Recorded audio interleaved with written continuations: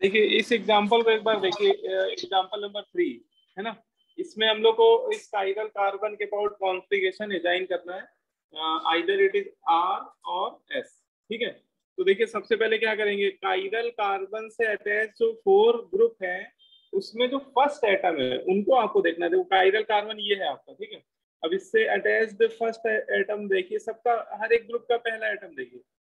तो सबसे पहला एटम में सबसे हाईएस्ट एटॉमिक नंबर किसका है? आयोडीन। आयोडीन का है ना। तो आयोडीन आपका मोस्ट सीनियर ग्रुप हो जाएगा आउट ऑफ 4। ये इनमें सबसे नंबर 1 प्रायोरिटी इसी की होगी, ठीक है ना। फिर इससे कम एटॉमिक नंबर किसका है? Carbon, oxygen. ऑक्सीजन। तो अपन लोगों को नंबर 2 देना पड़ेगा। अब इन दोनों में किसको 3 दे, किसको 4 दे? COOH को 3। COOH। COH को 3 दे, 4 दे? 3। तो इसमें C डबल बॉन्ड हो तो बेटा कॉमन हो गया। तो फिर ऐसे केस में नेक्स्ट एटम देखेंगे तो ये है आपका ऑक्सीजन, है ना। इसको ऐसे कर लो, ये एक्चुअली डबली बॉन्डेड है ना ये carbon, C double bond oxygen इसमें भी है और इसमें भी है। जितना पार्ट कॉमन है उसको तो इग्नोर कर दीजिए, ठीक है। C डबल बॉन्ड इसमें भी है, इसमें भी है। अब नेक्स्ट एटम नाइट्रोजन ऑक्सीजन में ऑक्सीजन का एटॉमिक नंबर ज्यादा होता है, तो आपका इन दोनों में देखा जाए तो ज्यादा सीनियर हो गया ये C डबल OH, और 4th नंबर पे आ गया ये CONH2, है ना। और अब हम लोग को रोटेशन का सेंस देखना है, 1 से 2 जाना होता है, 2 से 3। तो ये आपका बन गया S। 1 से 2, 2 से 3 का मतलब क्या हो गया? एंटी क्लॉकवाइज, ठीक है। एंटी क्लॉकवाइज का मतलब हो गया S, मतलब S होना चाहिए, ठीक है। बट उसमें एक चीज ये भी देखना होता है कि ये रूल, ये रिजल्ट तभी एप्लीकेबल होता है जब वर्टिकल पे हो। तो यहाँ पे ठीक अच्छी बात है, 4th वाला ऑलरेडी वर्टिकल पे है भी, है ना। Least priority group should occupy vertical position in Fischer position. तो फिशर पोजीशन में वर्टिकल में है, तो इसका मतलब जो आंसर हमारा आ रहा है एस कॉन्फ़िगरेशन आ रहा है, this is the final configuration, यही हमारा फाइनल आंसर होगा। अगर सपोज ऐसा होता कि 4th वाला हॉरिजॉन्टल में होता तो क्या करते? रिवर्स कर देते सर आंसर। तो फिर एस का रिवर्स आर हो जाता है ना। तो खैर इसका तो आंसर ऐसे।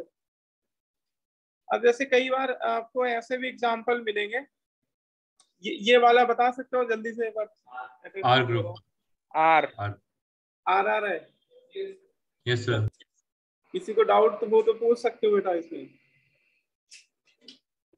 इसमें सबसे सीनियर आपका हो जाएगा ये वाला CH2H, है ना। नंबर 2 किसको दे दें? CH2। अब नंबर 3 किसको दें? ट्रिटियम। 4 ड्यूटेरियम। तो 1 के बाद 2 जाना है, 2 के बाद 3 जाना है, तो 1 2 3, 1 2 का 3 याद रखना। तो ये हो जाएगा 1 2 3 हो गया एंटी क्लॉकवाइज। और एंटी क्लॉकवाइज का मतलब यहाँ से आंसर निकल के तो आ रहा है S, लेकिन अभी एक समस्या है, लीस्ट प्रायोरिटी वाला ग्रुप कहाँ बैठा हुआ है? हॉरिजॉन्टल पे। हॉरिजॉन्टल इन्वर्ट करना पड़ेगा, तो S की जगह पे हम लोग क्या बोलेंगे? R बोलेंगे, ठीक है। तो फाइनल आंसर क्या कर देंगे हम लोग? इन्वर्ट कर देंगे, ठीक है। तो करेक्ट आंसर आपका R हो जाएगा, ये आपका फाइनल आंसर। अच्छा, ऐसे टार्टरिक एसिड या फिर आपको ऐसे और भी कई एग्जांपल मिलेंगे जिसमें एक से ज्यादा काइरल सेंटर होंगे, है ना। जैसे देखो इसमें 2 काइरल सेंटर है, तो जब एक से ज्यादा काइरल सेंटर होंगे तो उस सिचुएशन में कैसे हम लोग बताते हैं? तो फिर आपको हर एक काइरल कार्बन के रिस्पेक्ट में इंडिविजुअली बताना होगा।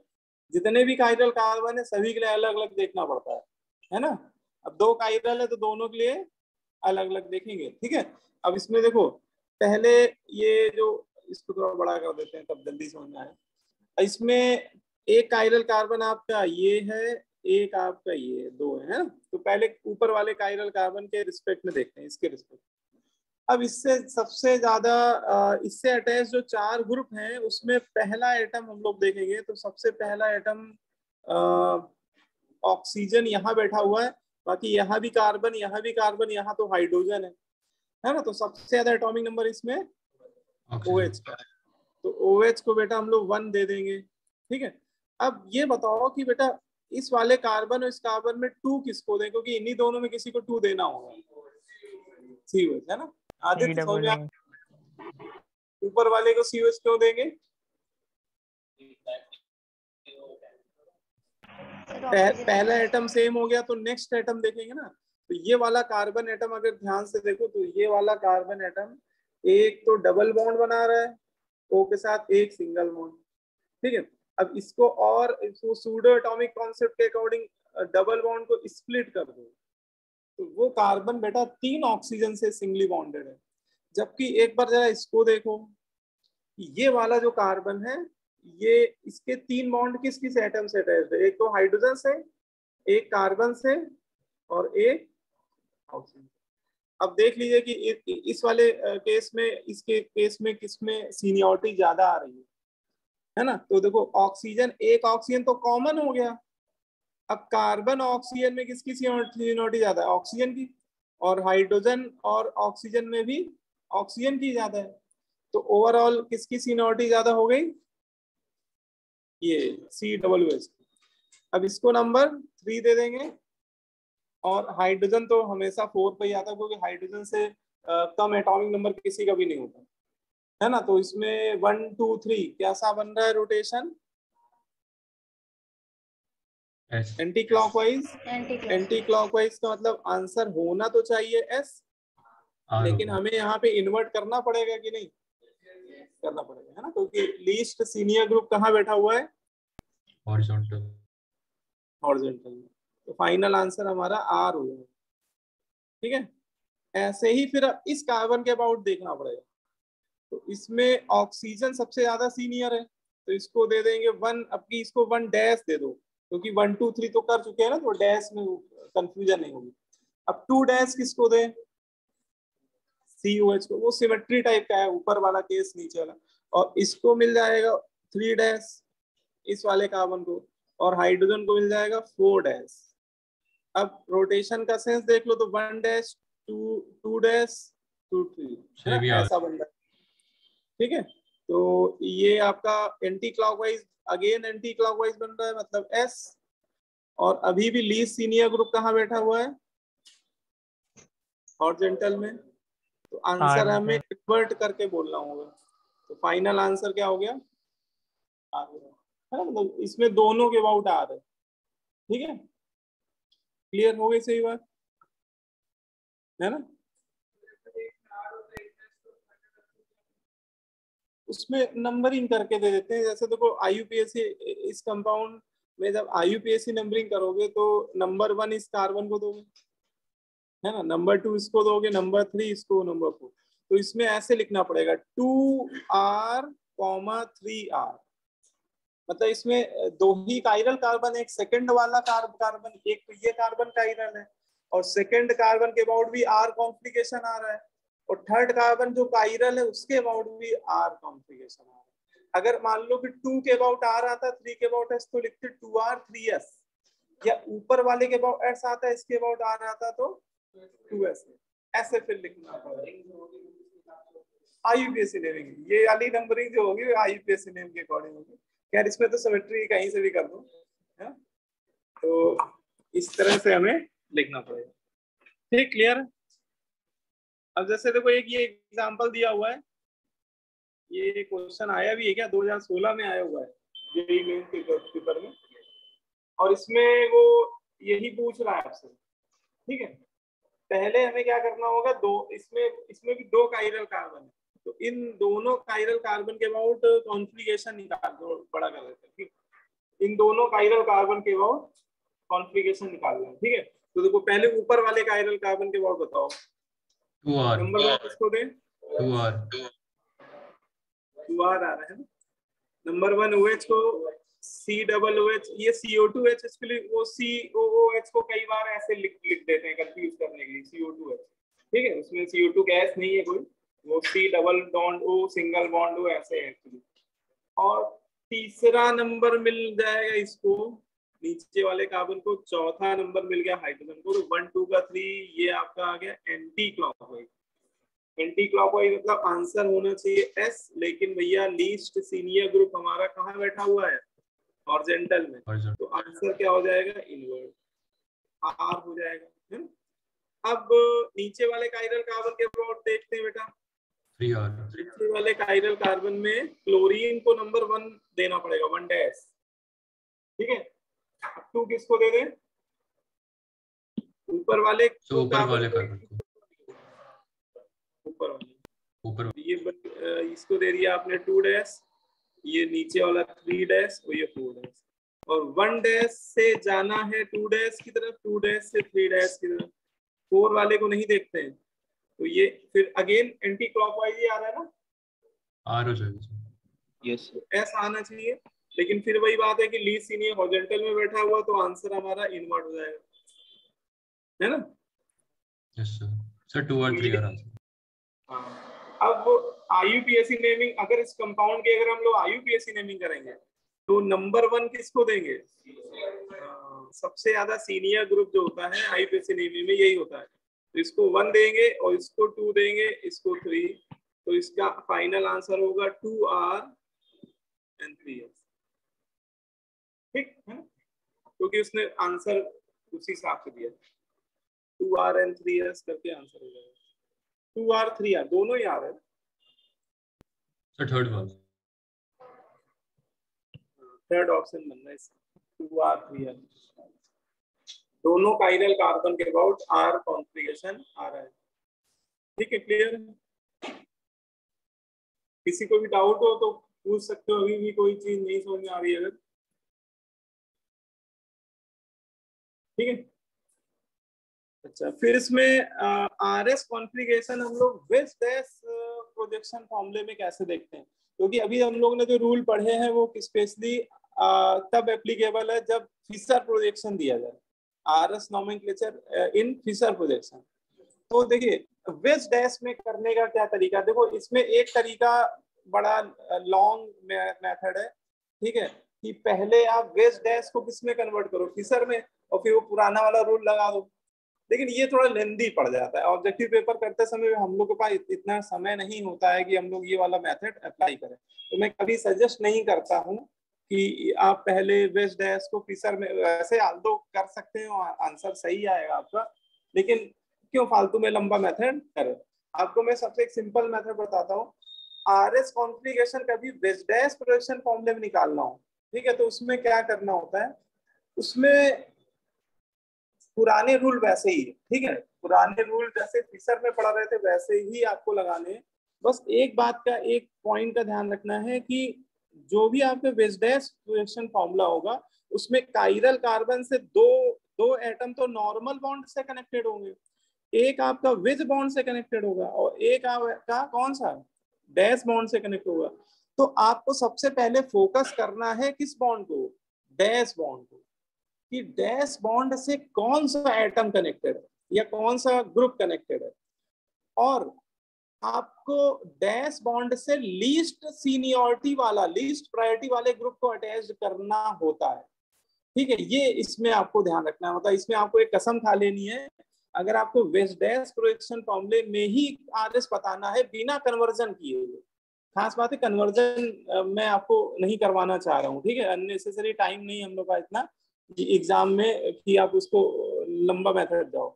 तो सिंपल मेथड क्या कहता है कि डैश बॉन्ड से कौन सा एटम कनेक्ट होना चाहिए, 4 वाला, लीस्ट प्रायोरिटी वाला ग्रुप को 4 देते ना नंबर, तो अगर ऐसा है तो बहुत अच्छी बात है, और अगर ऐसा नहीं है तो पहले आपको डैश बॉन्ड पे लाना पड़ेगा किसको, 4 वाले ग्रुप को, लीस्ट सीनियर ग्रुप।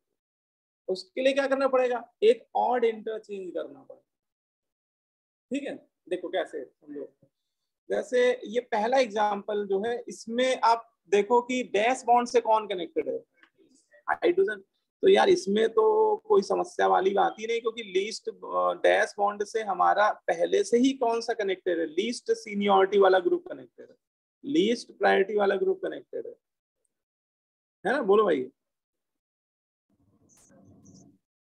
तो अगर ऐसा है तो फिर बल्ले बल्ले, बहुत सी बात है, फिर तो आपको कुछ नहीं करना है, फिर आपको सीधे नंबरिंग करके रोटेशन का सेंस चेक कर लेना है। ठीक है, जैसे करते आ रहे थे फिशर में, ऐसे ही यहाँ भी वही काम करो कि सबसे नंबर 1 किसको दे दें इसमें, बताओ, ब्रोमीन को, नंबर 2 OH को, नंबर 3 मेथिल को, और ये तो 4 पे है ही है। और सीधे आप रोटेशन का सेंस चेक करो, 1 से 2 जाइए, 2 से 3, 1 से 2, 2 से 3, कैसा आ रहा है, क्लॉकवाइज, है ना।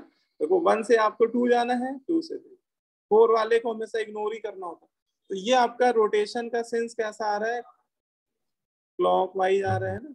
और क्लॉकवाइज में क्या कहानी होती है, मतलब क्या कॉन्फ़िगरेशन होता है, ठीक है। तो ये आपका फाइनल आंसर हो गया, ठीक है ना।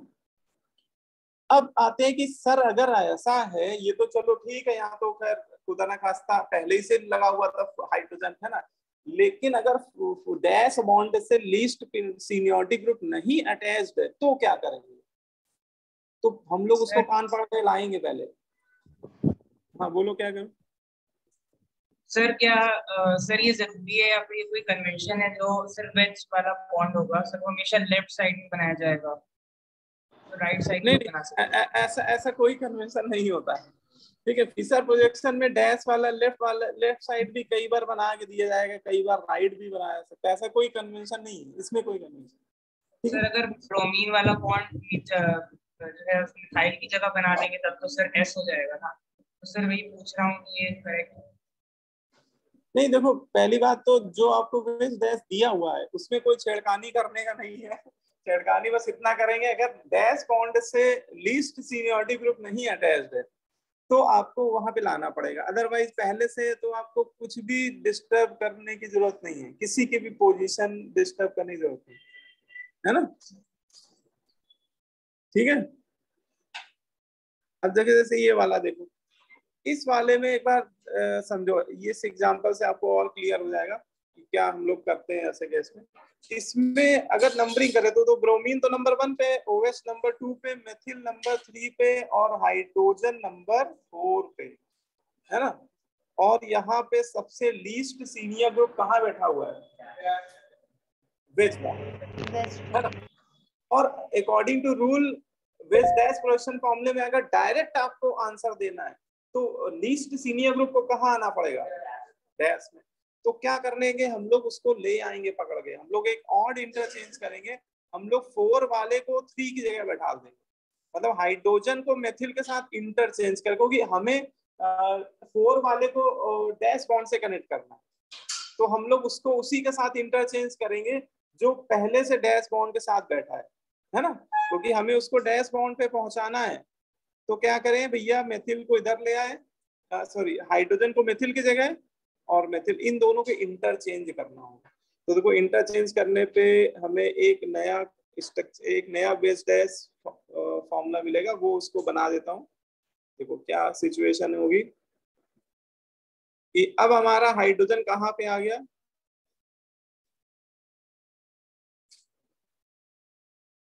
अब हमारा हाइड्रोजन आ गया डैश बॉन्ड पे, जो हमें चाहिए था, हमने पहले वो काम किया, ठीक है। अब क्या करेंगे, अब हम लोग वही रोटेशन का सेंस देख लेंगे, है ना। हाँ रोटेशन का सेंस चेक कर लेंगे, भैया 4 वाला यहाँ पे आके बैठ गया है, जो कि होना भी चाहिए डैश बॉन्ड पे, ठीक है। और बस केवल 2 को ही इंटरचेंज करने की जरूरत पड़ेगी, ठीक है। और अब आप रोटेशन का सेंस चेक कर लो, तो ये आपका कैसा आ रहा है, क्लॉकवाइज, ये एंटी क्लॉकवाइज, क्या है, एंटी क्लॉकवाइज आ रहा है ना। तो एंटी क्लॉकवाइज अगर आ रहा है, एंटी क्लॉकवाइज में रोटेशन का सेंस अगर एंटी क्लॉकवाइज है तो कॉन्फ़िगरेशन क्या होना चाहिए, एस होना चाहिए, ठीक है। तो ठीक है, ये कॉन्फ़िगरेशन एस है, लेकिन ये तो इस वाले डायग्राम में, ये वाला जो वेज डैश वाला डायग्राम है, ये स्ट्रक्चर जो आपने बनाया है एक इंटरचेंज करने के बाद, जो नया प्रोजेक्शन आपको दिख रहा है उसमें उस कायरल कार्बन के अबाउट कॉन्फ़िगरेशन एस है, लेकिन उसने उस स्ट्रक्चर में थोड़ी ना पूछा है, उसने तो इसमें पूछा है ना, ओरिजिनल वाले में। हमें तो आंसर इस स्ट्रक्चर में बताना है।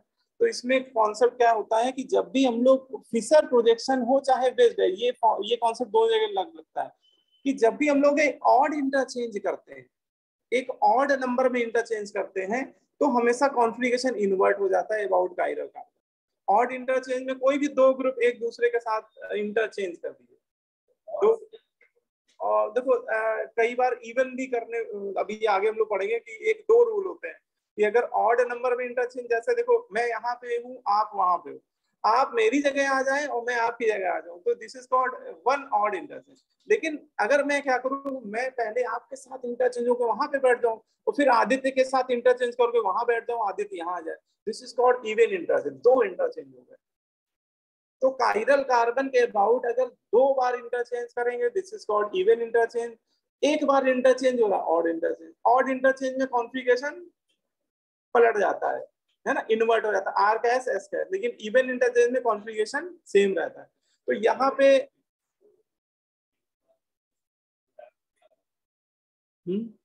इसको हाँ नहीं, इसमें नहीं पड़ेगी, वो इसमें नहीं पड़ेगी, लेकिन आगे जैसे कोई स्ट्रक्चर दिया हो तो वहां कहीं ये रूल है, ये मैंने आपको रूल बताया है, यहाँ पे बस ऑड इंटरचेंज से हमारा क्वेश्चन हो जाएगा, है ना। यहाँ आर एस बताते समय तो ऑड इंटरचेंज से ही आंसर आ जाएगा, लेकिन कभी भविष्य में आगे कभी ऐसी सिचुएशन आ गई कि आपको इवन इंटरचेंज करके कोई स्ट्रक्चर दे दिया गया मान लो, तो ऐसे भी कॉन्फ़िगरेशन हम लोग बता सकते हैं, ठीक है ना।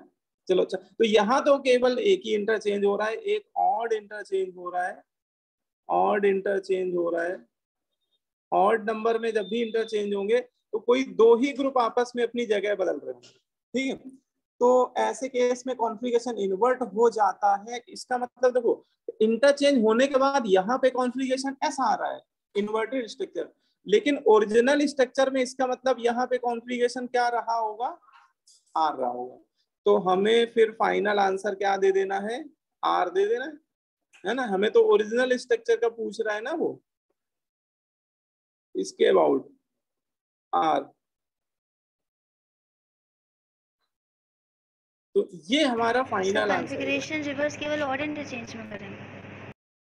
हाँ, ऑड, हाँ कॉन्फ़िगरेशन चेंज हमेशा जो होगा वो ऑड इंटरचेंज करने की वजह से होगा, ठीक है। तो फाइनल आंसर क्या हो गया, आर हो गया। हाँ हाँ हाँ, कुछ उल्टा हो गया क्योंकि पूछा तो ओरिजिनल स्ट्रक्चर में गया है, ये आपको ध्यान रखना है। जैसे ये वाला एक बार करूं, हाँ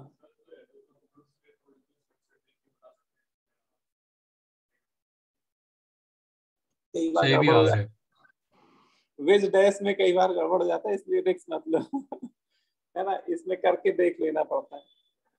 तो कहना कहीं ना कहीं तुम्हें लग रहा होगा कि ऐसा होना चाहिए, लेकिन कई बार वो ऐसे स्ट्रक्चर दे देगा, इसमें गलत भी हो सकता है, ठीक है। तो बना के देख लेना, क्यों फालतू है। अब जैसे ये स्ट्रक्चर है, इसमें कायरल कार्बन कौन सा है, ये वाला है, ठीक है। चलो बताओ, आप बताओ बेटा, व्हाइट टी-शर्ट, क्या नाम है आपका, अपूर्व सिंह। चलो बताओ, आ रहे थी ऐसे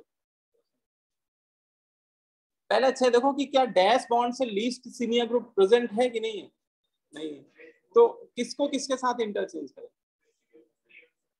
एच को सीएल है ना, मुझे hydrogen, hydrogen least senior group है, इसको डैश बॉन्ड से कनेक्ट करना है। तो मैंने क्या किया, एक मैंने ऑड इंटरचेंज कर दिया, हमारा स्ट्रक्चर कन्वर्ट हो गया इस स्ट्रक्चर,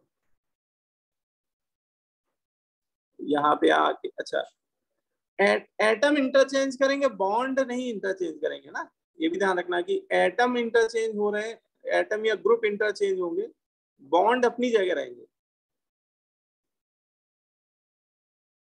ठीक है। अब आप रोटेशन का सेंस चेक कर लो। आंसर तो देखो निकालने में पता लगेगा, मुझे याद नहीं है सर। आ अब देखो रहे वन तो क्लोरीन को दे देंगे, है ना, टू किसको दें, हाँ ये एक्चुअली चेन प्रोपिल, वाला। तो ये पूरा प्रोपिल आपको दिख रहा होगा, इतने को 2 दे देंगे, फिर ये आपका मेथिल है, इसको 3 दे देंगे, हाइड्रोजन तो 4 ही है, तो 1 से 2 जाना है, तो 1 से 2 जाना है तो आपको ऐसे जाना पड़ेगा।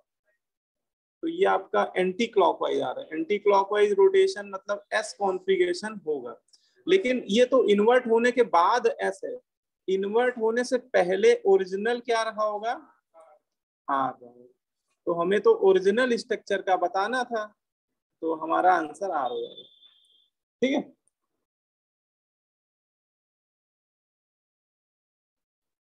क्लियर है ना?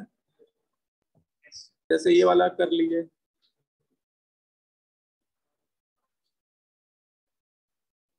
आर है ना, आर। इसमें डैश बॉन्ड से ऑलरेडी कौन सा कनेक्टेड है, यहाँ पे कुछ इंटरचेंज करने की जरूरत है नहीं, है ना। बस आप सीधे रोटेशन का सिन देख लो। क्लोरीन नंबर 1, नहीं क्लोरीन से ज्यादा ब्रोमीन है भैया, ब्रोमीन का एटॉमिक नंबर क्लोरीन से भी ज्यादा होता है, 1 2 3। ठीक है, अब रोटेशन का सेंस देख लो, तो 1 के बाद 2 जाना है, 2 के बाद 3 जाना है। ये आ गया आपका क्लॉकवाइज। एंटी क्लॉकवाइज है कि क्लॉकवाइज है, क्लॉकवाइज है, तो आर हो जाएगा। और हमें इंटरचेंज करने की जरूरत ही नहीं पड़ी यहाँ पे, तो फाइनल आंसर आ रही है। ठीक है, तो उसने यही पूछा है कि बताइए कॉन्फ़िगरेशन क्या होगा काइरल कार्बन के बहुत। ठीक, क्लियर है ना? तो वेज डैश प्रोजेक्शन फॉर्मूले में करने का जो मेथड है वो सिंपल, ये सबसे आसान मेथड होता है।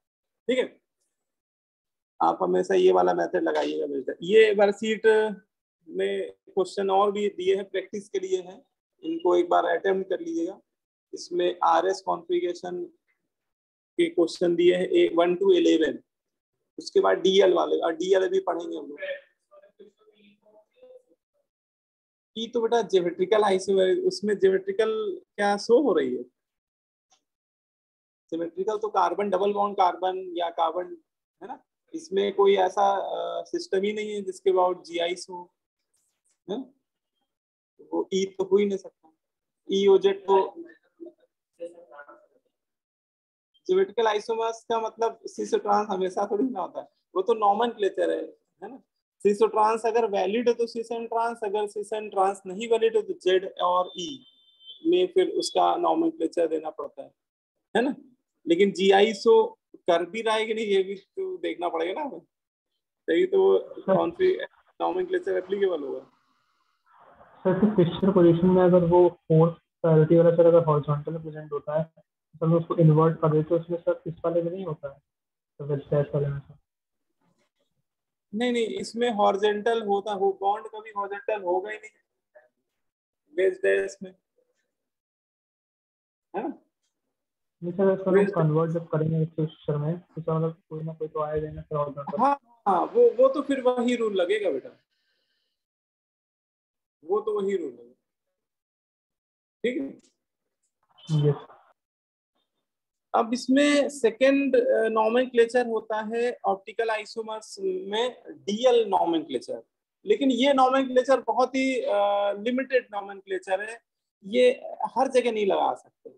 ये देखो सबसे पहले कंडीशन लिखी हुई है, this nomenclature is only applicable for amino acids, specially वो अल्फा एमिनो एसिड की बात कर रहा है और कार्बोहाइड्रेट। ये नॉमेनक्लेचर बेटा 2 ही तरह के कंपाउंड में एप्लीकेबल होता है ना। इसको हर तरह के काइरल कंपाउंड में या ऑप्टिकली एक्टिव कंपाउंड में नहीं लगा सकते। ठीक है, ये या तो एमिनो एसिड्स दिए गए हों वहां पे डीएल नॉमेनक्लेचर लग जाएगा, या कोई कार्बोहाइड्रेट दिया है तो वहां लग जाएगा, है क्लियर। अब देखो एमिनो एसिड या फिर कार्बोहाइड्रेट में फिर कैसे बताएंगे, है ना, क्योंकि जब भी डीएल दिया पूछा जाएगा तो या तो बेटा आपको कोई एमिनो एसिड का स्ट्रक्चर ड्रॉ करके दिया जाएगा, या तो आपको कोई कार्बोहाइड्रेट दिया जाएगा, इसके अलावा और कोई स्ट्रक्चर दे देगा इनके अलावा, तो वहां पे तो ये एप्लीकेबल ही नहीं होगा, है ना, तो उस क्वेश्चन का कोई मीनिंग भी नहीं रह जाएगा। तो अब रूल समझते हैं कि कैसे बताते हैं डीएल नॉमेनक्लेचर कैसे देखा जाता है। तो पहले तो हमें पता होना चाहिए कि अल्फा एमिनो एसिड होते क्या है।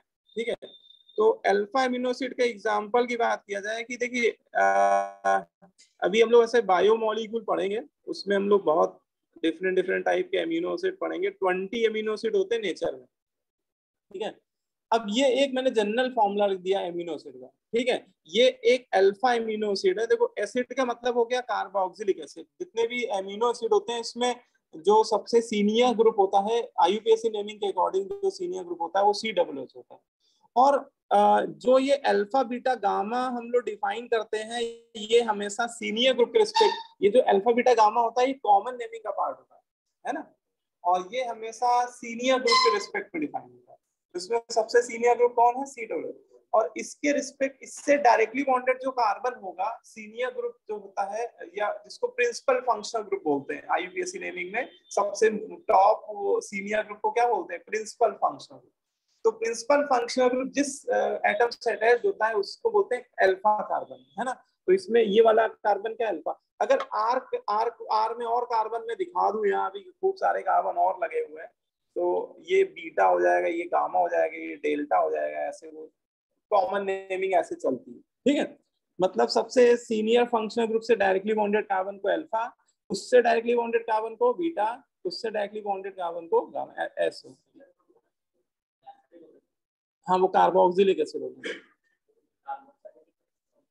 हाँ एमिनो एसिड में वो एसिड एक्चुअली जो वर्ड आ रहा है वो कार्बोक्सिलिक एसिड के लिए है। इसके अलावा कोई दूसरा होगा तो वो एमिनो एसिड नहीं कहलाएगा, भले उसकी अल्फा पे NH2 क्यों ना लगा हो। अगर मैं यहाँ पे SO3H, अगर मान लो मैं SO3H लगा दूं और अल्फा पे NH2, तो वो एमिनो एसिड नहीं कहलाएगा। Alpha amino acid carboxylic acid के डेरिवेटिव होते हैं, ठीक है ना, क्लियर है क्या? तो ये तो पहले आपको पता होना चाहिए कि अल्फा एमिनो एसिड का जनरल फॉर्मूला क्या होता है, और ये इसका क्या होता है? Principal functional group. उसमें COOH क्या होता है? प्रिंसिपल फंक्शनल ग्रुप, ठीक है। अच्छा फिर इसमें बताओ कोई काइरल कार्बन है कि नहीं है? कौन सा carbon chiral? Alpha carbon, good. तो जितने भी एमिनो एसिड होते हैं उसमें अल्फा कार्बन ही काइरल कार्बन होता है। अच्छा आर जो होता है ये डिफर करता है। नेचर में 20 एमिनो एसिड पाए जाते हैं और सब में आर ही बदलता रहता है ना। अच्छा क्या बता सकते हो सबसे लोवेस्ट मॉलिक्यूलर मास का एमिनो एसिड कौन सा होता है? सिंपलेस्ट एमिनो एसिड आर की जगह अगर H ले ले तो उसको बोलते हैं ग्लाइसिन। वो सबसे छोटा, सबसे कम मॉलिक्यूलर मास का एमिनो एसिड होता है, क्योंकि H से कम कोई छोटा ग्रुप होता भी नहीं है ना। लेकिन आर की जगह मेथिल ले ले तो एलालिन बोलते हैं, ठीक है। आइसोप्रोपिल ले ले तो वैलिन बोलते हैं। ये हम लोग नाम याद करेंगे बायोमोलिकुलर चैप्टर में। यहाँ मैं नाम की बात नहीं कर रहा हूँ क्योंकि नाम आपको याद करने की जरूरत ही नहीं। फिलहाल यहाँ पे हमें DL नॉमेनक्लेचर समझना है कि D है कि L है, ठीक है। तो ऐसे बेटा 20 तरह के अमीनो एसिड होते हैं। अब देखो आपको कोई भी बेटा अमीनो एसिड दे दिया जाए, आप क्या करना, पहले उसको फिशर प्रोजेक्शन में कन्वर्ट कर देना। सबसे पहला काम क्या बना देना, मतलब आपको जो भी, या तो आपको डायरेक्ट फिशर दिया ही दिया जाएगा, नहीं भी दिया जाएगा तो हम लोग कन्वर्ट कर देंगे उसको इसमें फिशर प्रोजेक्शन में, ठीक है। कैसे कन्वर्ट करेंगे? तो इसमें कुछ हमें कंडीशन ध्यान रखनी है कि फिशर प्रोजेक्शन में जो वर्टिकल पोजीशन में टॉप पोजीशन होती है वहां पे कौन सा ग्रुप हमेशा बैठाते हैं? Principal functional group. हाँ ये याद करो, जो आईयूपीएसी नेमिंग में सबसे सीनियर होता है प्रिंसिपल फंक्शनल ग्रुप। तो हम लोग कोशिश क्या किया करेंगे, हम लोग हम जब भी कन्वर्जन करेंगे तो जो ये COOH हुआ करेगा इसको कहाँ बैठा देंगे? टॉप पे, है ना। एमिनो एसिड में सबसे प्रिंसिपल फंक्शन यही होता है। अच्छा और बॉटम में नहीं बीच नहीं, कार्बन से रिलेटेड ग्रुप वर्टिकल पोजीशन बढ़ा जाते हैं। तो अब ये बाकी बचे 3 ग्रुप में देखो कार्बन किसके पास है?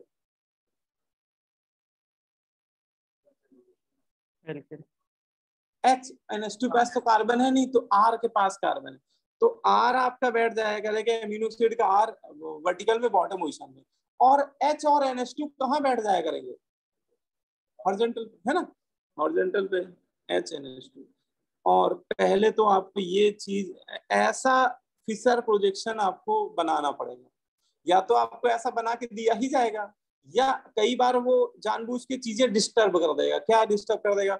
वो प्रिंसिपल फंक्शन को हॉरिजॉन्टल में बैठा देगा, बात समझ आ रही है, या वो NH2 को बैठा देगा वर्टिकल में। तो आप क्या कर देना, घुमा फिरा के मतलब इंटरचेंज वगैरह करके आप यही सिचुएशन ले आना। मतलब सबसे प्रिंसिपल फंक्शन को टॉप पे ले आना, बॉटम पे R और H और NH2 हॉरिजॉन्टल में कहीं भी हो सकते हैं, उनके लिए ये नहीं कि NH2 राइट हो या लेफ्ट हो, है ना, लेकिन ये दोनों कंडीशन मस्ट होनी चाहिए। वर्टिकल पोजीशन पे इन दोनों की पोजीशन फिक्स्ड करनी पड़ेगी आपको, मतलब इनमें कोई चेंज नहीं होना चाहिए, इनकी पोजीशन फिक्स्ड है, और H और NH2 की पोजीशन फ्लेक्सिबल है, ठीक है।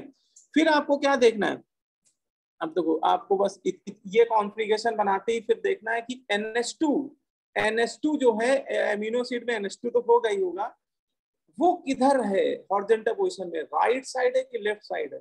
तो इसमें बोला जाता है if NH2,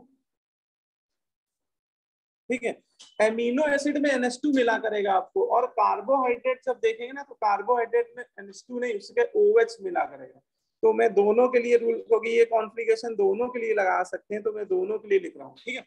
if NH2 group of amino acid और OH group of carbohydrate, carbohydrate में NH2 भी देगा, आपको क्या दिखा करेगा, OH, ठीक है। If NH2 of amino acid and OH of carbohydrate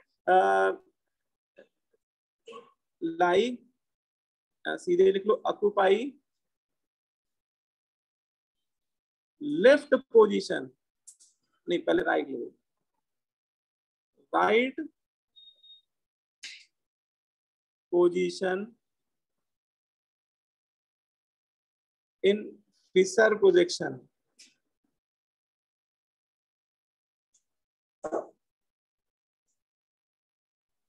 अगर NH2 या OH राइट साइड बैठे हो हॉरिजॉन्टल पोजीशन फिशर पोजीशन में, then configuration will be D, capital D।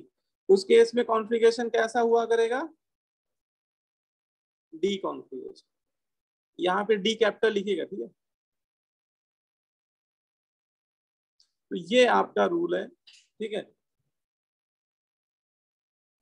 और इसी का वाइस वर्सा, अगर बेटा ये जो NH2 या OH लेफ्ट साइड दिखे आपको, तो फिर वो L कॉन्फ़िगरेशन हो जाएगा, उस काइरल कार्बन जब कार्बोहाइड्रेट, हाँ क्या कर बेटा, OH सिर्फ कार्बोहाइड्रेट होगा। हाँ OH कार्बोहाइड्रेट के लिए आएगा, OH कार्बोहाइड्रेट के लिए आएगा, एमिनो एसिड में तो आपको NH2 दिखेगा,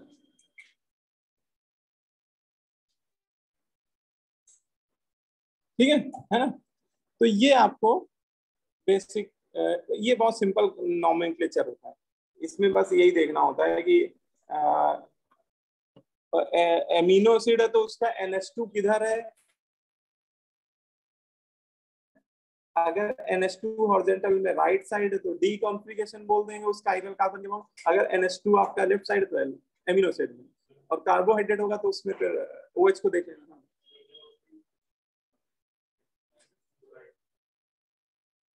वो देखो अभी एग्जांपल्स देख लीजिए, वो सिचुएशन, इसमें जैसा देश वैसा देश, जैसा आपको दिया जाएगा उसी हिसाब से हम लोग खेलना पड़ता है ना, मतलब हाँ। तो नहीं आपको जान के वो देगा तो फिशर नहीं, हाँ मतलब देगा ही फिशर नहीं, ठीक है सर। प्रिंसिपल को जैसे एडजस्ट करेंगे। हाँ वर्टिकल पोजीशन में बस आप जैसे दोनों को बैठा लो, ऊपर बैठा लो प्रिंसिपल पर, नीचे बैठा लो यार, तो फिर ये सिचुएशन आपको देख लेंगे, ठीक है ना। अगर NH2 आपका किधर साइड आ रहा है, राइट साइड, तो D, और लेफ्ट साइड आ रहा है तो L, ठीक है। देखो एग्जांपल से समझ में आ जाएगा, जैसे ये कुछ एग्जांपल एमिनो एसिड के कुछ एग्जांपल लिए हुए हैं, जैसे ये एग्जांपल है, देखो ये आपका एलानिन है, ठीक है, एलानिन, उसके सामने L लिखा हुआ है, तो L उसका कॉन्फ़िगरेशन बता रहा है वो। अच्छा क्यों L लिखा हुआ है बता सकते हो? हाँ तो इसमें देखो सीड और प्रिंसिपल फंक्शनल ग्रुप टॉप पे बैठा है, उसका R, एलानिन का R मेथिल होता है बॉटम पे। अब देखो NH2 कहाँ बैठा हुआ है, राइट लेफ्ट साइड, तो L है इसलिए, है ना, इसलिए वो L लिखा हुआ है, इसका कॉन्फ़िगरेशन L इसलिए लिखा हुआ है क्योंकि NH2 जो हॉरिजॉन्टल पोजीशन में वो किधर लाई कर रहा है ना, लेफ्ट साइड। अब दूसरा सेरीन, ये तीनों एमिनो एसिड ही है, दूसरा डी सेरीन लिखा हुआ है। अब इसको कैपिटल डी क्यों बोला गया समझ रहे हो? क्योंकि इसमें NH2 कहाँ पे बैठा हुआ है? NH2, अच्छा ये प्लस माइनस एक्चुअली अभी आएगा, रोटेशन का सेंस बताते हैं, ठीक है। तो यहाँ पे NH2 आपका राइट साइड बैठा हुआ है, इसलिए डी लिखा हुआ है ना।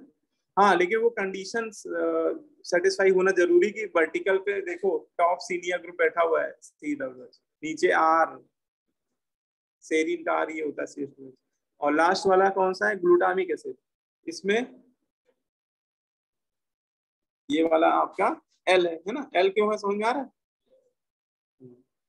तो काइरल कार्बन से सबसे सीनियर ग्रुप अटैच होना, जो सबसे सीनियर ग्रुप का काइरल कार्बन से, अच्छा इस ये कंफ्यूज ना होना कि सर इसमें एक ये भी है, तो आपको ये भी ध्यान रखना है कि हमें उस सीड से मतलब रखना है जो अल्फा कार्बन से डायरेक्टली बॉन्डेड है। देखो एमिनो एसिड में हमें किस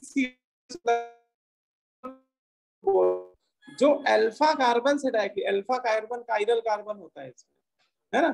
तो इसमें अगर कभी ऐसा भी हो कि उसके आर में भी कोई COOH बैठा हो तो उसको मत देख लेना या उसको प्रिंसिपल फंक्शनल ग्रुप मत मान लेना। इसमें उस वाले COOH को प्रिंसिपल फंक्शनल ग्रुप माना जा रहा है जो अल्फा कार्बन से डायरेक्टली बॉन्डेड है, ठीक है ना। तभी देखो ये तुम्हारा ग्लूटामिक एसिड में ये वाला COOH जो है जो अल्फा कार्बन से कनेक्टेड है, जिससे NH2 अटैच्ड है, वही कार्बन अल्फा है, और वो टॉप लेफ्ट साइड है, इसलिए इसका कॉन्फ़िगरेशन क्या बोला जा रहा है? L। बोलो भाई, ये L माइनस प्लस क्या है? ये अभी बस थोड़ा सा गम खाओ, मिलेगा अभी आगे आएगा। ये अभी एक लाइन में बताने वाली बात नहीं है ना, इसलिए दो में रुको उसको। हाँ वो होगा, लिखा नहीं है, वो तो सब में होता है।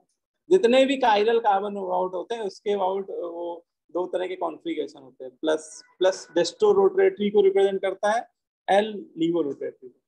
हाँ, तो ये आगे बात समझे। अब जैसे एक क्वेश्चन है, इनको भी कर लेते हैं। अब जैसे ये आपको जो दिया हुआ है, अच्छा पहचानो ये आपका एमिनो एसिड है कि कार्बोहाइड्रेट बोलेंगे इसको? कार्बोहाइड्रेट।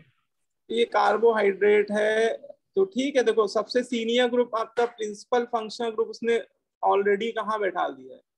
वर्टिकल में, तो हमें कोई डिस्टर्बेंस करने की जरूरत नहीं है। और R यहाँ पे बैठा हुआ है, ठीक है। तो ये दोनों तो जैसे होने चाहिए, जो उनकी रिस्पेक्टेड पोजीशन है वहीं बैठे हुए। अब आप OH की पोजीशन देख लो, OH कहाँ बैठा हुआ है? Right side. तो क्या D।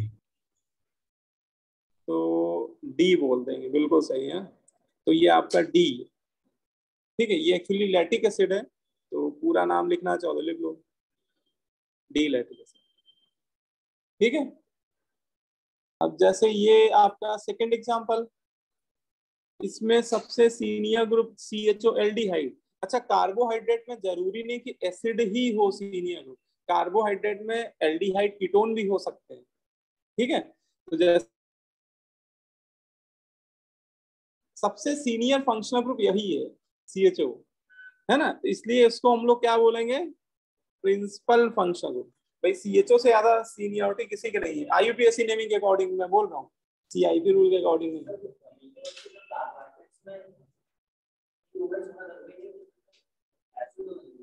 नहीं, एमिनो एसिड में तो COH होना जरूरी है, वही होगा। लेकिन कार्बोहाइड्रेट में जरूरी नहीं कि COOH ही हमेशा प्रिंसिपल फंक्शनल ग्रुप है, उसकी जगह एल्डिहाइड या कीटोन भी दिख सकते हैं आपको, है ना। ये क्या है? तो ये आपका, हाँ अब इसमें देखो, इसमें दो, अब देखो इसमें मजेदार बात ये है कि कुछ कार्बोहाइड्रेट ऐसे होते हैं जिसमें एक से ज्यादा काइरल कार्बन होते हैं, है ना। तो अब बताओ दोनों काइरल कार्बन में OH है, तो आप किस वाले OH की ओरिएंटेशन देख के बोलोगे DOL? अब खैर यहाँ पे तो आप कहोगे सर दोनों ही राइट साइड है, किसी के रिस्पेक्ट देख लो। लेकिन कई बार ऐसा होगा, मान लो OH ऊपर वाले OH को घुमा दिया जाए, मान लो वो ऐसा स्ट्रक्चर देखना, इसको यहाँ में डाल देता, तो आप कंफ्यूज हो जाते ना। आप इस वाले OH के रिस्पेक्ट में बोलते हैं D और इसके रिस्पेक्ट में L। नहीं, यही तो इसमें कहानी है। जब एक से ज्यादा काइरल कार्बन होते हैं तो आपको अल्फा कार्बन के रिस्पेक्ट में नहीं देखना है, जस्ट इनवर्ट। देखो जो बॉटम में ग्रुप बैठा हुआ है, बॉटम से जो डायरेक्टली काइरल कार्बन है नीचे से चलना है, मतलब प्रिंसिपल फंक्शन ग्रुप के अपोजिट साइड से, है ना। मतलब आपको लग रहा है कि इसके अबाउट से बताना चाहिए, लेकिन ये रूल नहीं दिया। इसमें रूल क्या है, जो इसका रूल दिया गया है कि वर्टिकल पोजीशन में जो बॉटम वाला काइरल कार्बन, सबसे पहला वाला बॉन्ड है ना, उसके रिस्पेक्ट में देखना होगा। अल्फा कार्बन से कोई लेना देना नहीं है ना। तो ये लिख लीजिए इस बात को अपनी लैंग्वेज में कि अगर एक से ज्यादा काइरल कार्बन हो तो आपको बॉटम पोजीशन से जो डायरेक्टली बॉन्डेड पहला काइरल कार्बन होगा उसके रिस्पेक्ट में कैपिटल डी या कैपिटल एल असाइन करना है नोमेनक्लेचर, ठीक है ना। तो इसमें क्या बोले बताओ, आपको इसमें इस वाले OH के रिस्पेक्ट में, और ये वाला OH किधर है, राइट साइड,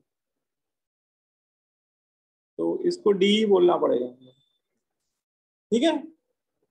तो दोनों चेक करेंगे? नहीं, इसमें वो RS नोमेनक्लेचर और DL में यही खास बात है। RS हर एक काइरल कार्बन के अबाउट डिफाइन होता है, लेकिन DL उस स्ट्रक्चर में किसी एक काइरल कार्बन के अबाउट ही डिफाइन हो जाता है। सर फिर दोनों में से किसी एक को भी कर सकते हैं? हाँ, नहीं उसमें भी रूल है। देखो तभी इसको RS कॉन्फ़िगरेशन को बोलते हैं, ये एब्सोल्यूट कॉन्फ़िगरेशन होता है। एब्सोल्यूट कॉन्फ़िगरेशन इसीलिए बोला जाता है क्योंकि ये हर एक काइरल कार्बन के रिस्पेक्ट में इंडिविजुअली डिफाइंड होता है, लेकिन DL नोमेनक्लेचर को रिलेटिव बोलते हैं। ये किसी एक कंपाउंड में एक से ज्यादा काइरल कार्बन है ना। अगर कोई एमिनो एसिड या कार्बोहाइड्रेट का, एमिनो एसिड में तो ऐसा सीन नहीं दिखेगा, एमिनो एसिड में तो एक ही होता है, कार्बोहाइड्रेट में ऐसा सीन दिखेगा। तो उसमें सबसे बॉटम वाले काइरल कार्बन के रिस्पेक्ट में हमेशा DL डिफाइन होगा, है ना। ये ध्यान रखना, इसमें ये एक इम्पॉर्टेंट बात है। जैसे देखो ये कुछ स्ट्रक्चर दिए हुए हैं, है ना, इनमें चलो बात कर लेते हैं। हाँ बोलो सर, एक बार सेकंड वाला एग्जांपल फिर से एक्सप्लेन कर दीजिए, मैं डिस्कनेक्ट हो गया। अच्छा बिल्कुल रहता हूँ, एक क्वेश्चन में ले लेता हूँ फिर।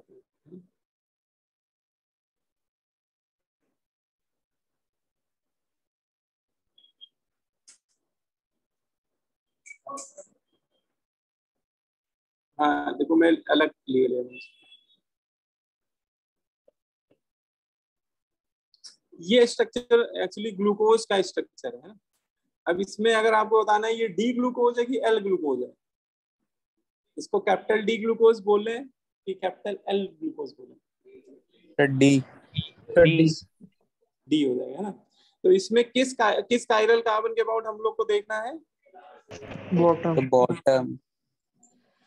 जो बॉटम वाला ग्रुप है उससे जो पहला डायरेक्टली बॉन्डेड कार्बन है उसके रिस्पेक्ट में देखना, मतलब 5th नंबर, जिसको नंबर 5 दिया गया है, तो उसके रिस्पेक्ट में ये OH आप देखो, OH की ओरिएंटेशन क्या है, राइट साइड है, ये वाला OH। और इसके ऊपर वाले काइरल कार्बन पे भी सपे OH है, उनको बिल्कुल मत देखिए, वो राइट है लेफ्ट है बिल्कुल भी नहीं देखिए, वो ये आपका गया डी ग्लूकोज हो गया, ठीक है ना। ठीक है, वैसे तो इसमें अल्फा कार्बन के रिस्पेक्ट में भी डी आ रहा था, लेकिन अगर वो घुमा देता तो भी आंसर डी होता, ठीक है ना। तो क्लियर हो गई बात? सर हाँ बोलो बेटा। सर अमीनो एसिड के लिए सर कौन सा चेक करेंगे? हाँ क्या करो, एमिनो एसिड के लिए? सर हाँ, अमीनो एसिड के लिए कौन सा चेक करेंगे? एमिनो एसिड में तो अल्फा कार्बन ही काइरल होता है बेटा, उसी के अबाउट चेक करना होता है। एमिनो एसिड में तो अल्फा कार्बन ही काइरल होगा, है ना, उसमें कोई सोच। Yes sir. अब जैसे ये क्वेश्चन करना तो कर लो। आपको इसमें 4 स्ट्रक्चर दिए हुए हैं और आपसे पूछ रहा है इसमें डी कॉन्फ़िगरेशन वाला कौन सा है।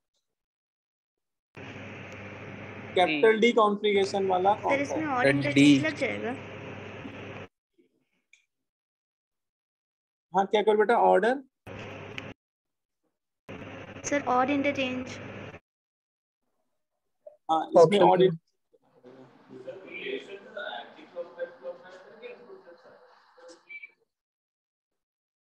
फ्लिप नहीं करो, इंटरचेंज कर दो। देखो इस C1 को ऊपर बैठाओ तो इसको CS करो। तो this is called one odd interchange. इसको ऑड हाँ ठीक है ना। तो इसमें जैसे एक एक, इसमें क्या करना होगा, हमें सबको एक एक करके चेक करना पड़ेगा। अब जैसे ये है, इसमें पहले वाले में ए वाले ऑप्शन में, इसमें कई बार हम लोग ध्यान नहीं देते, जल्दीबाजी में आंसर दे देंगे कि देखेंगे हम कि OH कहाँ बैठा है, सर लेफ्ट साइड बैठा है, सीधे L आंसर दे देंगे और ये गड़बड़ हो जाएगा। तो ये काम गड़बड़ क्यों हो रहा है, देखो समझ में आ रही है। इसमें principal function group top position नहीं ऑक्यूपाई कर रहा है, जो स्ट्रक्चर उसने बना के दिया है उसमें देखो, है ना। तो हमें क्या करना पड़ेगा, पहले उसको जो स्टैंडर्ड सिचुएशन कंडीशन है उसमें कन्वर्ट करना पड़ेगा, हमें वर्टिकल पे लाना पड़ेगा CWH को। तो हॉरिजॉन्टल में किसको ले आएंगे, मेथिल को, क्योंकि वर्टिकल पोजीशन में कार्बन से रिलेटेड ग्रुप रखने होते हैं, है ना। अच्छा बाकी मत डिस्टर्ब करो, ठीक है। अब देखो इस सिचुएशन में, है ना, एक सेकंड अच्छा ये बताओ कि अगर मान लो हमें आंसर पता नहीं है, हम आपको बस ऐसे ही गेस करके बोल रहे हैं कि मान लो ये डी होता और अगर मैं एक और इंटरचेंज करता हूं तो ये एल आता, ठीक है। अब यही काम उल्टा नहीं कर सकते हैं। अब देखो, अब इस स्ट्रक्चर में वो सारी कंडीशन सेटिस्फाई कर रहा है जैसा होना चाहिए, ठीक है। अब देख लो इसमें OH कहाँ बैठा हुआ है, लेफ्ट साइड। तो इस कायरल के कार्बन के अबाउट कॉन्फ़िगरेशन क्या आ रहा है, एल। तो ऊपर वाले के अबाउट क्या होगा कॉन्फ़िगरेशन, डी होगा, क्योंकि एक ऑड इंटरचेंज किया ना तो कॉन्फ़िगरेशन इन्वर्ट हो जाएगा। आर होता है एस, एस का आर, डी का एल, एल का डी। हाँ नहीं रोटेट नहीं करना है, नहीं नहीं नहीं, वो कहानी अलग हो जाएगी, वो इवन इंटरचेंज वाली केस हो जाएगी, है ना। रोटेट नहीं किया मैंने, this is called odd interchange. मैंने एसिड को डाल दिया मेथिल जगह और मेथिल को एसिड जगह, मैंने बॉन्ड नहीं घुमाया है। बॉन्ड घुमाने का केस अलग हो जाता है, उस वो भी एक रूल होता है, अभी आगे आएगा। नहीं नहीं उसका रूल होता है, ऐसे नहीं घुमाना, एक को फिक्स करके बाकी तीन को घुमाते हैं। ऐसे थोड़ी तो पकड़ा तो घुमाना शुरू कर दिया, वो नहीं है। उसमें क्या होता है कि एक को फिक्स कर और बाकी तीन को घुमा दो क्लॉकवाइज से या एंटी क्लॉकवाइज, तो कॉम्बिनेशन चेंज नहीं करता। ये भी आएगा, रूल है, भी बताएंगे। बाकी से देखो, इसमें देख डालो जरा, ये वाला कौन सा होना चाहिए, डी की एल, बी वाला पहले देखो, एक एक करो, एल है ना। तो इसमें पहले हमें एक और इंटरचेंज मारना होगा, एसिड को ले जाना पड़ेगा वर्टिकल पे और OH को नीचे, है ना। पहले उसको स्टैंडर्ड सिचुएशन में ले जाओ। अब देखो कि OH कहाँ पे आया, राइट साइड, है ना। और OH अगर राइट साइड आ रहा है तो ये जो इन्वर्ट करने के बाद स्ट्रक्चर है उसका कॉन्फ़िगरेशन क्या होगा, डी। इसका मतलब इन्वर्ट करने से पहले ये एल रहा होगा, क्योंकि अपन लोगों ने एक और इंटरचेंज किया है, ठीक है। मैंने एसिड और CWH को आपस में इंटरचेंज कर दिया, ठीक है। तो ये तो आंसर नहीं होगा, उसने डी पूछा था तो ये हटा दो। अब देख लो सी वाला, देख लो जरा, सी वाले में भी मुझे एक इंटरचेंज करना पड़ेगा, तो CHO वर्टिकल पे आ गया, मेथिल नीचे आ गया, OH और H। अब इंटरचेंज करने के बाद OH किधर आ रहा है, राइट साइड।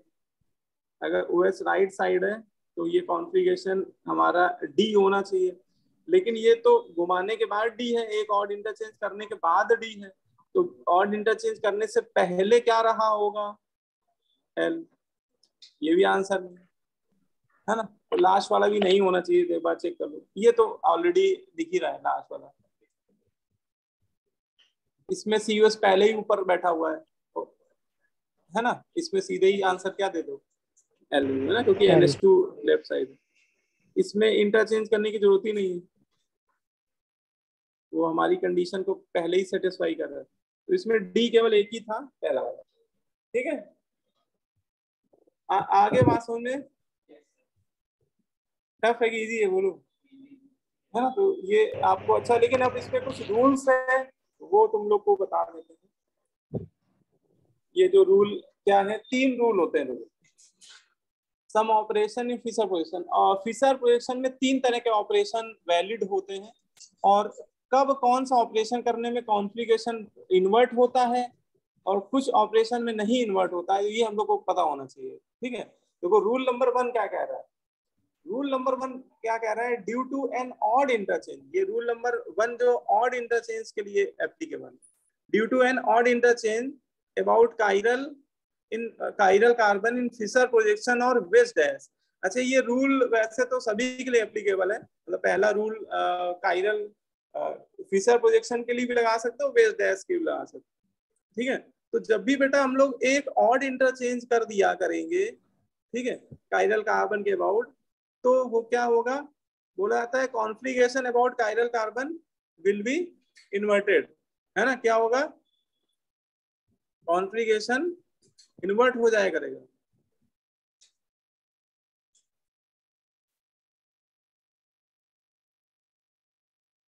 ठीक है। इन्वर्टेड मतलब रिवर्स हो जाएगा, है ना, R है तो S, S है तो R। तो ये आपको पहले जल्दी से नोट कर लिए इस बात को, ये रूल नंबर 1 कह रहा है, due to an odd interchange about chiral carbon in Fischer projection और वेज डैश प्रोजेक्शन, दोनों के लिए ये रूल लगा सकते हैं, the configuration about chiral carbon will be inverted, ठीक है। तो यहाँ पे अब देखो इसका मतलब भी समझो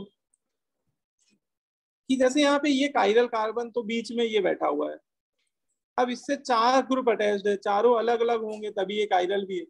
अब ऑड इंटरचेंज का मतलब क्या है, देखो आप इन चारों में से किसी भी 2 ग्रुप को आपस में इनकी पोजीशन को इंटरचेंज कर दीजिए, यही इसी को ऑड इंटरचेंज बोला जा रहा है। क्या मतलब, जैसे ए को मैं बी के साथ इंटरचेंज करना चाह रहा हूँ, तो मैं ए को बी की जगह बैठा दूं, बी को ए जगह, तो इसको बोला जाएगा एक ऑड इंटरचेंज काउंट किया जाएगा। अच्छा, आपका मन है बी और डी को इंटरचेंज करने का, आप बी और डी को इंटरचेंज कर दो, ये भी एक ऑड इंटरचेंज है, ठीक है। अब क्वेश्चन में क्या करना है वो आपको सिचुएशन देख के करना पड़ेगा, लेकिन इनमें आप कोई भी 2 ग्रुप, है ना, अच्छा आपको लग रहा सब सर 90 वाले ही चेंज करेंगे, तो ऐसा नहीं, 180 वाले 2 चेंज कर दो, आमने सामने वाले 2 चेंज कर दो, तुम ए को डी से इंटरचेंज कर दो, ये भी एक ऑड इंटरचेंज कहलाएगा। क्या आप बी को ई के साथ इंटरचेंज कर दो, है ना, बी को ले जाओ राइट साइड लेफ्ट साइड और ई को ले जाओ राइट साइड, ये भी एक ऑड इंटरचेंज, मतलब इनमें से आप कोई भी एक इंटरचेंज मार दो तो कॉन्फ़िगरेशन इन्वर्ट हो जाएगा खटाक से। अगर ये R है तो S हो जाएगा, S है तो R हो जाएगा, ये D है तो L हो जाएगा, L है तो D हो जाएगा, है ना। कॉन्फ़िगरेशन इन्वर्ट करने का मतलब ये है, ठीक है। तो ये रूल यहाँ पे ये कहना चाह रहा है, डायग्राम में आप किसी भी 2 को इंटरचेंज करके दिखा दो, जैसे मैं A और B को इंटरचेंज करके दिखा रहा हूँ, तो जो नया स्ट्रक्चर बनेगा, और ये मान लेता हूँ, चलो अभी हम लोग को ABCD कुछ पता नहीं है, तो लेट अस कंसीडर कि इस कायरल कार्बन के अबाउट कॉन्फ़िगरेशन R है, वो S भी हो सकता है, मैंने मान लिया, एज्यूम कर लिया। तो एक और इंटरचेंज किया तो B पहुंच गया वर्टिकल पे और A पहुंच गया हॉरिजॉन्टल में राइट साइड पे। हाँ, बाकी मैंने दोनों को डिस्टर्ब नहीं किया है, DO को। तो हम लोग इस स्ट्रक्चर में बिना रूल लगाए ये भविष्यवाणी कर सकते हैं कि ये जो कायरल कार्बन है इसके अबाउट कॉन्फ़िगरेशन S, और आप रूल लगा के जब निकालेंगे भी ना, कभी चेक करके देखेंगे भी तो भी ऐसे ही आएगा, है ना। लेकिन ये रूल हम लोग पढ़ ही इसलिए रहे हैं क्योंकि बार बार निकालने की जरूरत ना पड़े। हाँ, वो एक्चुअली रोटेशन देखने पे वो ऐसा आ रहा होगा फाइनली, है ना, वो एंटी क्लॉकवाइज की वजह से आ रहा हो, या फिर वो एक हॉरिजॉन्टल में बैठा होगा तो कई बार इन्वर्ट भी करना पड़ सकता है। वो जो रूल पुराना मैंने बताया है कि फाइनली वो ऐसा आ रहा होगा।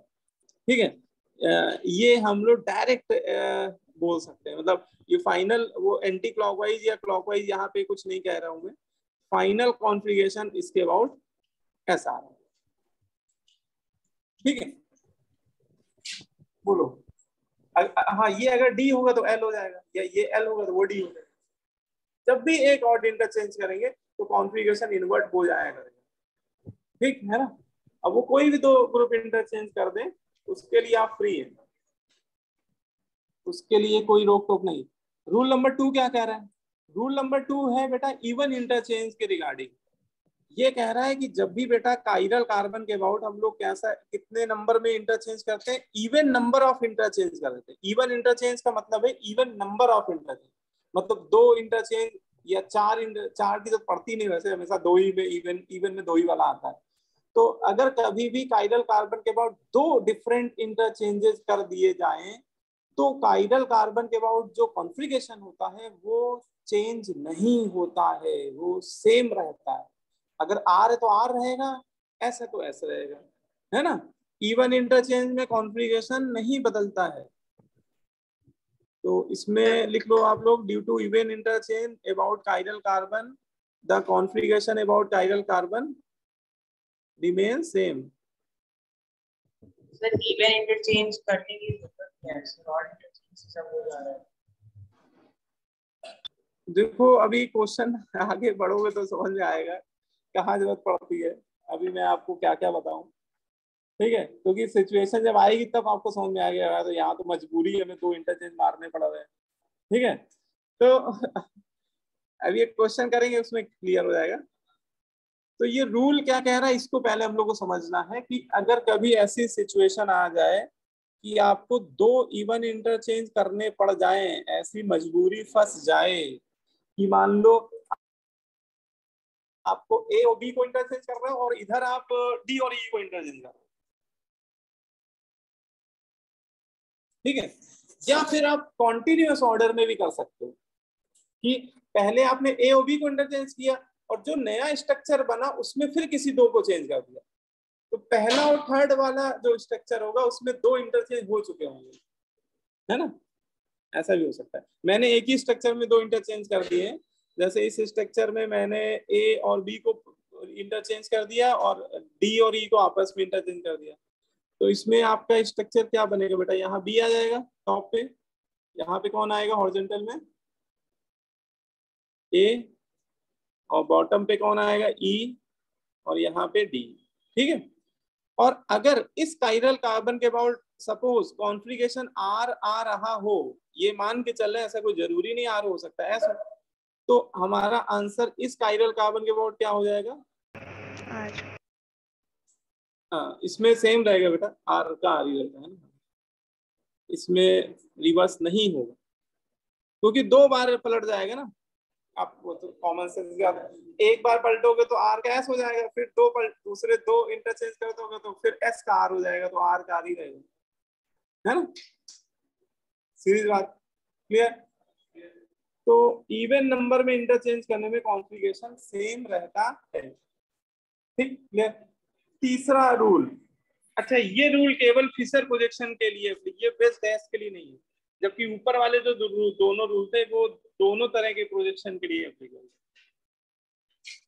अब आते हैं रूल नंबर 3। रूल नंबर 3 में देखिए, ये फिशर प्रोजेक्शन पहले बना देता हूं मैं। ये कायरल कार्बन 4 ग्रुप में बैठा दिया, ठीक है। इसमें अगर किसी एक ग्रुप को आप फिक्स कर लो, एक ग्रुप की पोजीशन को फिक्स कर लो, इसको आप पकड़ लो, है ना।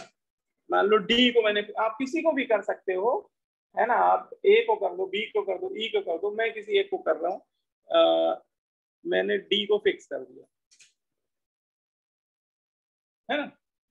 किसी एक ग्रुप को फिक्स कर दिया और बाकी बचे रिमेनिंग 3 ग्रुप को सेम सेंस में रोटेट करा दिए, आइदर क्लॉकवाइज और एंटी क्लॉकवाइज। देखो अब जैसे मैंने डी को पकड़ लिया, इसको नहीं डिस्टर्ब होकर, इसकी पोजीशन नहीं डिस्टर्ब होने दूंगा, लेकिन बाकी बचे हुए 3 ग्रुप को सेम सेंस में रोटेट कराने जा रहा हूं, है ना। इसको पकड़ के तो बाकी तीनों को घुमाना है, ऐसे विजुअलाइज करिए आप, है ना। वो क्लॉकवाइज घुमा सकते हो, एंटी क्लॉकवाइज घुमा सकते हो, ठीक है। देखो तो आप समझो इस बात को कि आपने डी को फिक्स कर दिया, बाकी तीन को घुमा रहे हो। तो बाकी तीन को घुमाने का मतलब जैसे देखो आप अगर क्लॉकवाइज सेंस में घुमा रहे हो तो ए अगर आप ऐसे घुमा रहे हो ऐसे, तो होगा क्या, ए बी की जगह ले लेगा, ठीक है, और ये बी इधर आ जाएगा ई की जगह, और ई कहाँ आ जाएगा, तो आपका नया जो फिशर प्रोजेक्शन होगा वो कुछ ऐसा बनेगा। देखो यहाँ पे ए आ गया हॉरिजॉन्टल पे, और बी यहाँ पे आ गया लेफ्ट साइड, और टॉप पे कौन सा आ गया, ई। हाँ डी नीचे, डी आपने फिक्स कर रखा था, तो डी तो हिलेगा डुलेगा है नहीं, आपने उसको चेंज ही नहीं होने दिया, ठीक है। तो कभी इस तरह की सिचुएशन आपको देखने को मिल रही हो तो ऐसा करने पे कॉन्फ़िगरेशन चेंज नहीं होता है, कॉन्फ़िगरेशन सेम रहता है, ठीक है ना। अगर ये आर है तो आर ही रहेगा, एस है तो एस रहेगा, डी है तो डी रहेगा, एल है तो एल, ठीक है। हाँ रोटेशन का सेंस क्लॉक, जैसे मैंने डायग्राम में क्लॉकवाइज घुमाया, आप एंटी क्लॉकवाइज घुमा तो भी सेम ही रहेगा। मतलब रोटेशन का सेंस ऐसा नहीं कि हमेशा क्लॉकवाइज हो, कोई भी हो सकता है, क्लॉकवाइज और एंटी क्लॉकवाइज। मतलब आप अगर ए को इधर ले आते, ई को इधर, ये तब भी कॉन्फ़िगरेशन सेम ही रहता है, आर का आर, एस का एस, ठीक है। तो ये भी एक रूल है ना, इसमें भी। सर हाँ बोलो बेटा। सर डी और एल में तो वेज डैश पॉसिबल नहीं। नहीं, ये वाला रूल केवल फिशर के लिए एप्लीकेबल, ये वाला वेज डैश के लिए नहीं लगा पाएंगे हम लोग, क्योंकि वहां पे घुमाने वाला कॉन्सेप्ट आप समझिए, मतलब समझ नहीं पाओगे कि स्ट्रक्चर बन क्या रहा है ना। ये कॉन्सेप्ट बेटा फिशर के लिए लगाएंगे, क्लॉकवाइज और एंटी क्लॉकवाइज, ठीक है। ऐसा जरूरी नहीं एंटी क्लॉकवाइज घुमा सकते, तो इसमें कॉन्फ़िगरेशन सेम रहता है। अगर ये आर है तो बेटा ये आर ही रहेगा, या एस है तो ऐसे ही रहेगा, है ना, ठीक है। तो फिक्स कोई भी कर सकते हैं।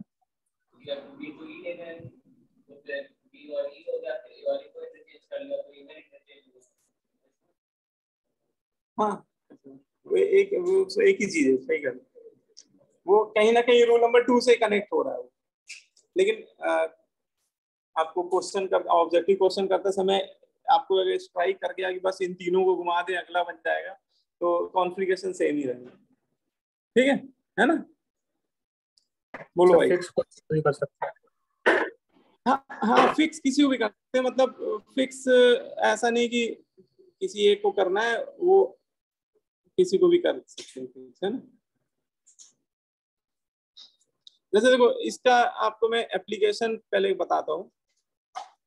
अभी इसका मेन एप्लीकेशन तो तब देखने को मिलेगा जब हम लोग इनाइंसियोमर, डाइस्टीरियोमर्स ये सब चेक करेंगे कि कौन सा स्ट्रक्चर किसका इनाइंसियोमर है ना, कौन सा स्ट्रक्चर किसका डाइस्टीरियोमर है, तो वहां पे ये काम आएगा। लेकिन अभी जैसे एक एग्जांपल ले लेते हैं तो उससे समझ में आ जाएगा आपको। जैसे मैंने एक स्ट्रक्चर ये दे दिया आपको, ठीक है ना, और एक स्ट्रक्चर ये दे दिया,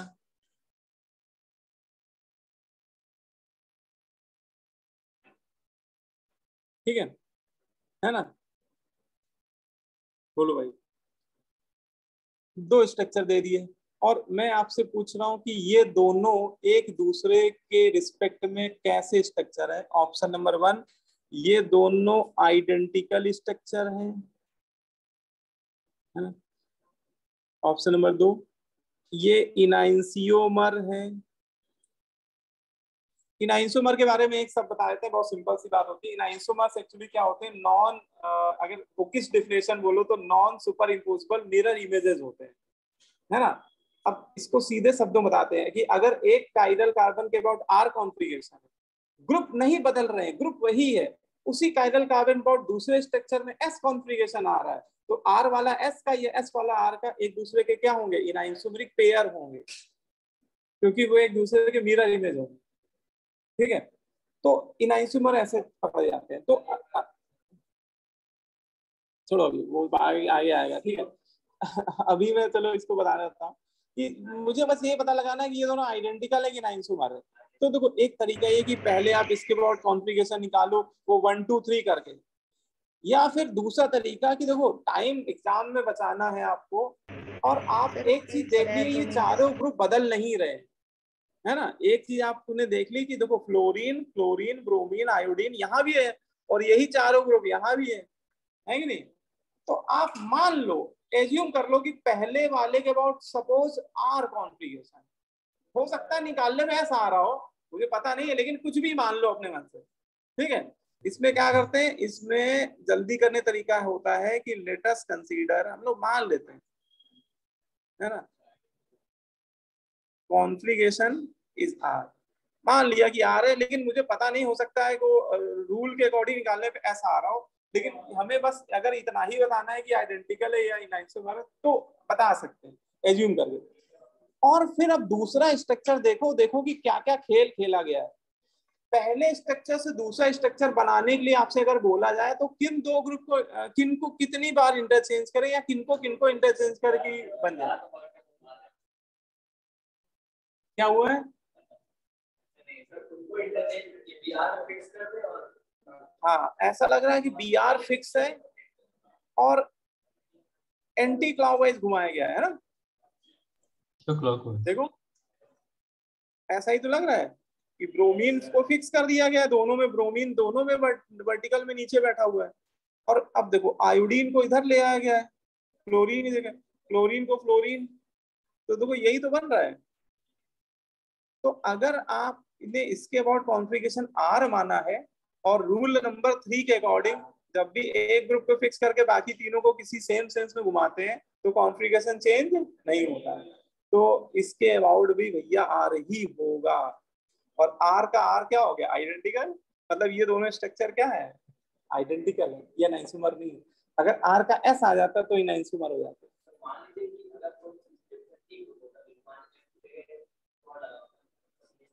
तो बताओ वो आइसोमर होते क्या, क्योंकि ये जो आइडेंटिकल इनआइसोमर जो पूछा जा रहा है वो आइसोमर्स होंगे तभी ये बात वैलिड है, क्योंकि दो आइसोमर्स या तो सेम ही स्ट्रक्चर हो या फिर वो इनआइसोमर हो रहे होंगे। नहीं, वो तो फिर वो पोजीशन आइसोमर्स हो सकते हैं या फिर वो डिपेंड,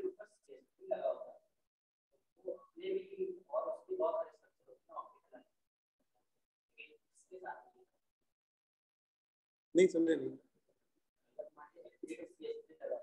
ठीक है। तो CS3 को लिखने का एक ही तरीका है, उसके कितने बना दोगे। CS3 का GI शो कर रहा है, नहीं CS3 क्या कोई स्ट्रक्चरल आइसोमेरिक शो करता है, पोजीशन चेन, एक ही कार्बन है तो ना तो पोजीशन शो करेगा, ना चेन, ना मेटामेरिक, ना टॉटोमेरिक। तो ऑप्टिकल तो कायरल कार्बन के अबाउट होगा ना, वो कायरल कार्बन के अबाउट अगर ये R है तो वो S होगा, तो इनआइसोमर, अगर दोनों R या S है तो आइडेंटिकल, है ना। ये R और S जो दिए जा रहे हैं ये ऑप्टिकल के लिए तो दिए जा रहे हैं नॉमेनक्लेचर, है ना।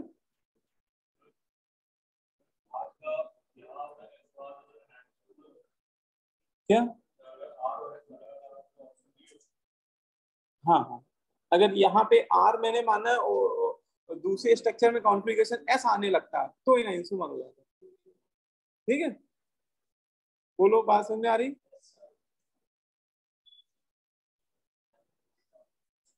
क्लियर है। तो मतलब ये जो रूल है वो इस तरह के क्वेश्चंस जब करेंगे तो वहां पे मेनली लगाने की जरूरत पड़ेगी। ठीक है,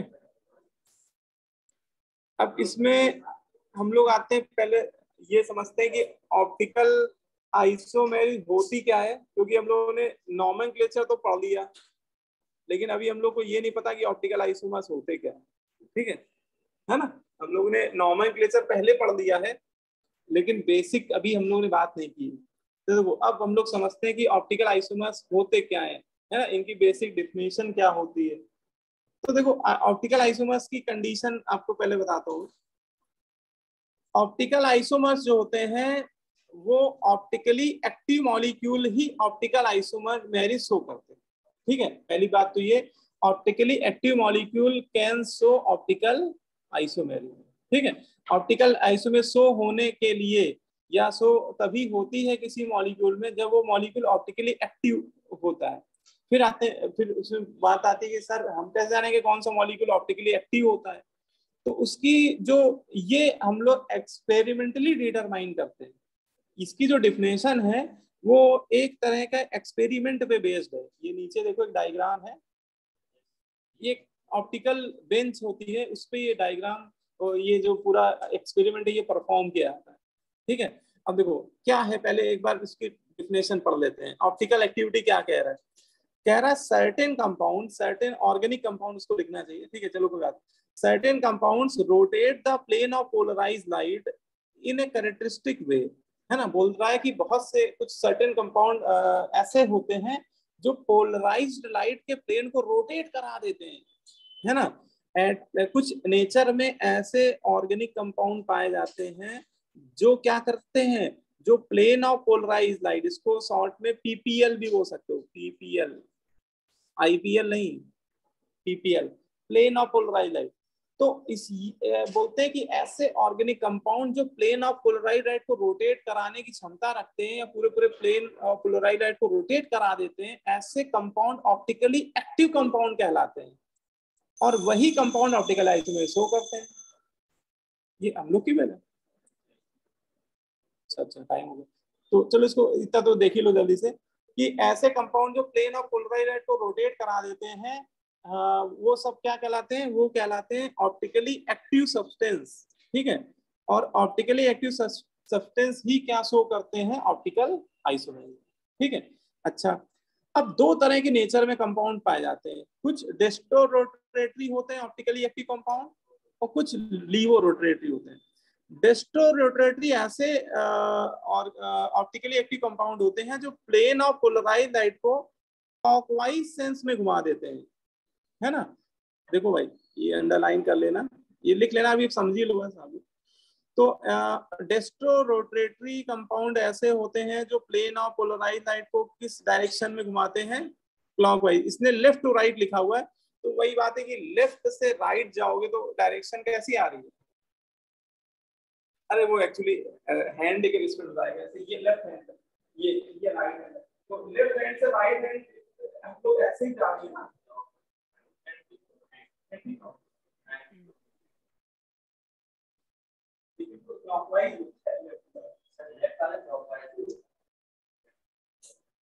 वो कैसे पता चला कि इसने क्लॉकवाइज घुमाया है? हाँ अपने हिसाब से देखो, जैसे मैं घुमा रहा था, हाँ तो मुझे अपने हिसाब से देखना है ना कि मेरा लेफ्ट हैंड क्लॉकवाइज होगा तो ये क्लॉकवाइज है, तो आपके हिसाब से एंटी क्लॉकवाइज। तो ठीक है, अरे वो लेफ्ट टू राइट गोली मारो, आप इतना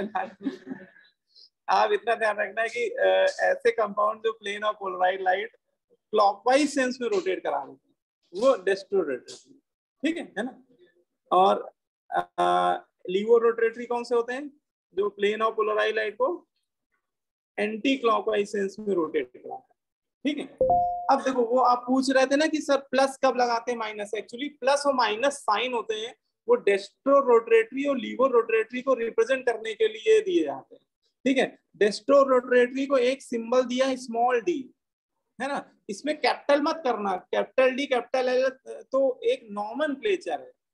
ठीक है, यहाँ पे इसको डेस्टोरोटेटरी स्मॉल डी लिख दो, या फिर उस चक्कर से बचना है कैपिटल डी स्मॉल डी से तो प्लस साइन लगा दो, वो ज्यादा सही है। ठीक है, नहीं तो हाँ प्लस वाला ज्यादा यूज होता है इसलिए, लेकिन प्लस की जगह स्मॉल डी भी लिख सकते हो।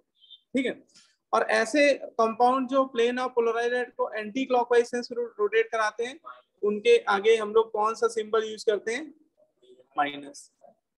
ठीक है, बोलो। ये एक्चुअली दिखाया गया है, ये पूरा पोलरीमीटर डायग्राम है ना। तो इसमें फिर अगली क्लास में समझते हैं कि हमें लगा टाइम नहीं तुम लोग पास। चलो फिर, हाँ ये तो भेज दूंगा मैं। ठीक। तो ये बना भी लीजिएगा, नोट भी कर लीजिएगा। सर वैसे पता क्या होता है सर, सर क्लॉकवाइज हमारा राइट पे एंटी क्लॉकवाइज, ये पता चलता है ये एक्सपेरिमेंट से। ये एक पूरा एक्सपेरिमेंट होता है। ये जो डायग्राम आपको दिख रहा होगा, इस एक्सपेरिमेंट से हम लोग देखते हैं। ये पोलरीमीटर, इसको पोलरीमीटर एक्सपेरिमेंट बोलते हैं, है ना। तो ये देखो नीचे लिखा भी हुआ है।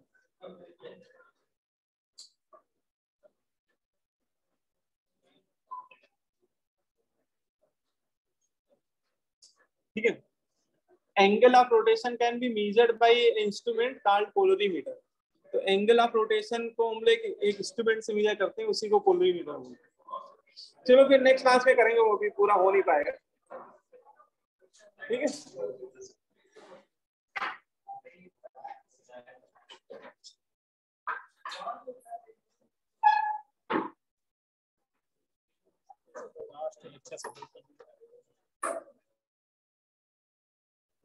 कब दिया?